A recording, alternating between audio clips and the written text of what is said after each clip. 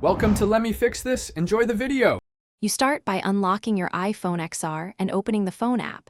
This is where voicemail lives. Tap the voicemail tab at the bottom right and look for messages or the setup prompt. Once done, note whether you see individual messages versus a carrier greeting screen. If the carrier asks, enter your voicemail PIN so you can access options.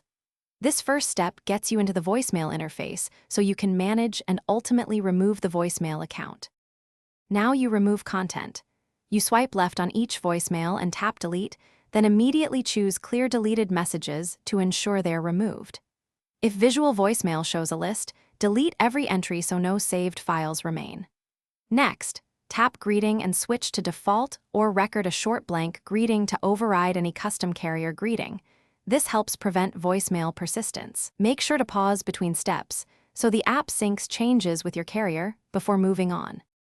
Finally, to fully remove voicemail, you must ask your carrier to disable the voicemail service on your line, call customer support, or use the carrier app and request voicemail deactivation.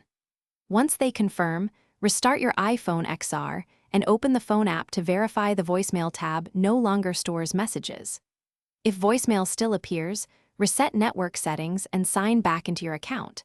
This forces the phone to refresh carrier features. That reset often resolves lingering voicemail visibility issues. Thanks for watching. If you found this helpful, don't forget to like and subscribe.